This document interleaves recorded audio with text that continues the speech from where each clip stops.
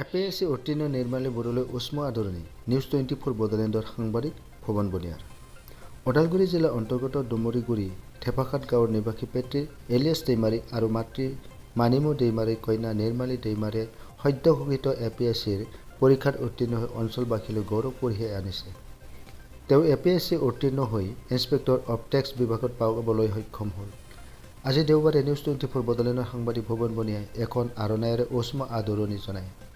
আমাৰ সাংবাদিকক APSC পৰীক্ষাত উত্তীৰ্ণ হৈ ইন্সপেক্টৰ অৱ টেক্স বিভাগত দখল কৰা নিৰ্মালী দৈমাৰীয়ে লগতে তেওঁৰ অভিভাৱকে আমাৰ সাংবাদিকক কি ক'লে চাওঁ আহক। News desk report news 24 Bodoland.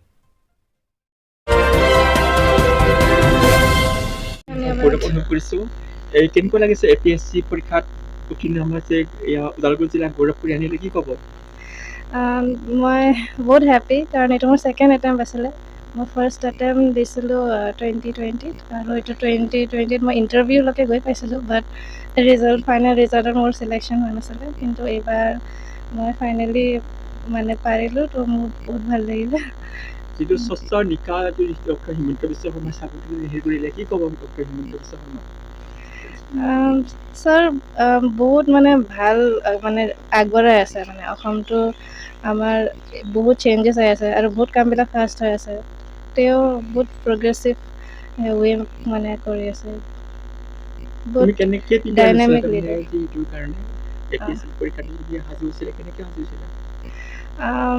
দাদা, মই প্ৰিপেৰেশ্যন ফাৰ্ষ্ট নিজে কৰিছিলোঁ, চেল্ফ প্ৰিপেৰেশ্যন কৰি মই 2020 এক্সাম দিলোঁ।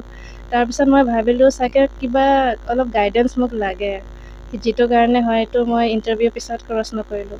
সেইকাৰণে নেক্সট টাইম মই অলপ গাইডেঞ্চো ল'লোঁ আৰু সেইটো বেয়া ষ্টেপ নাছিলে। এণ্ড মই ৰিজাল্টটো এতিয়া পাইছোঁ, যিহেতু মই ৰিগ্ৰেট নকৰোঁ। মোৰ প্ৰিপেৰেশ্যনটো মই ভাবোঁ যে ঠিক ঠাক আছে। এইকেইটা তোমাৰ পিতৃ মাতৃ বহুতো সহায়ত পাইছে। তোমাৰ মা দেউতা কি ক'বা? মোৰ মা দেউতাক মই বহুত বহুত থেংক ইউ ক'ম, কাৰণ অবভিয়াছলি ইহঁতে ইমান ছাপৰ্ট দিছে।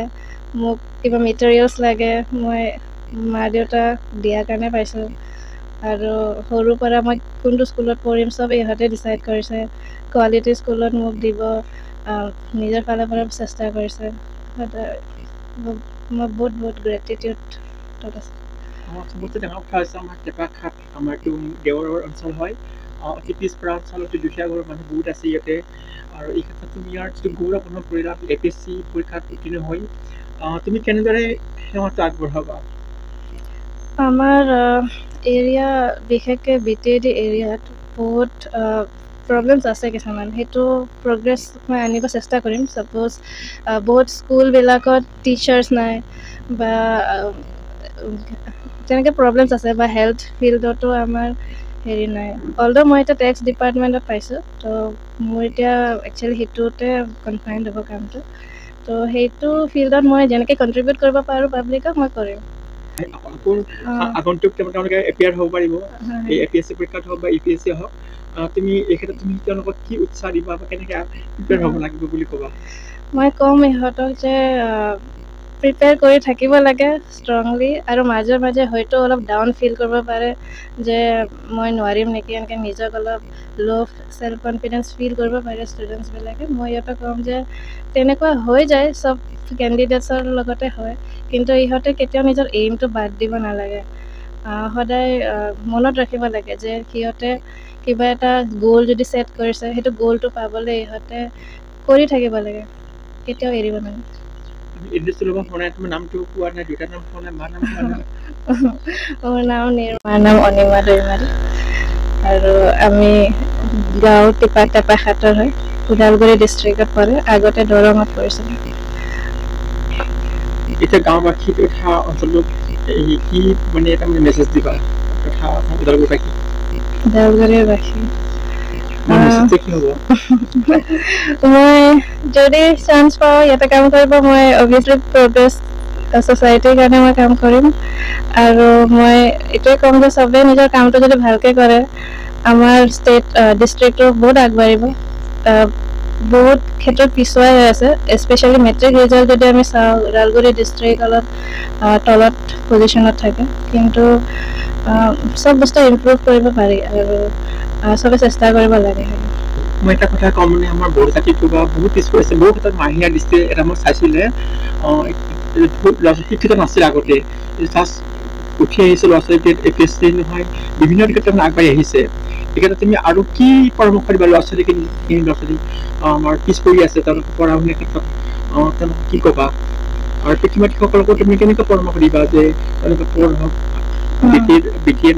বৰ্ণনত আমি যাতে অলপ উন্নতি হওক আগত বেছি উন্নতি হওক এই ক্ষেত্ৰত বেছি প্ৰশাসন তথা ব্ৰিটিছকে কি ক'বা তেওঁলোকক মই বহুতেই মানে ভাল পাইছোঁ তেওঁলোকক মই গ্ৰেটফুল তেওঁলোকে বহুত কষ্ট কৰি তেওঁলোকে নিজৰ চেষ্টাৰ বলত তেওঁলোকে উত্তীৰ্ণ হৈছে কাৰণ এতিয়া চৰকাৰখনে যিহেতু নিকা চৰকাৰ যিহেতু তেওঁলোকে বহুত ট্ৰেন্সপাৰেণ্ট বহুত ক্লিয়াৰভাৱে তেওঁলোকে পৰীক্ষাবোৰ পাতিছে যাৰ ফলতেই আমাৰ হয়তো ওদালগুৰিৰ এনেকুৱা পিছপৰা ডিষ্ট্ৰিক্টৰ হ'লেও 14জন মানুহে হয়তো মানে এক্সামটো পাছ কৰি চাকৰি পাইছে APS মানে ACS হৈছে কোনোবা APS হৈছে কোনোবা মানে হেৰি এই টেক্সত পাইছে তেনেকুৱা মানে এক্সাম পাই চাকৰি পাইছে APSC এক্সাম ক্লিয়াৰ কৰি মই সেইকাৰণে ক'ম এই চৰকাৰখনে কিন্তু বহুত ভাল কাম কৰিছে তেওঁলোকে মানে নিকা আৰু ক্লিন যিটো এক্সাম পাতিছে সেইকাৰণে বহুত গ্ৰেটফুল আদাৰৱাইজ মানুহ কি হয় তেওঁলোকে কনফিডেন্সটো হেৰাই দিয়ে যিহেতু চৰকাৰৰ ওচৰত তেওঁলোকৰ হিচাপ নাথাকে যদি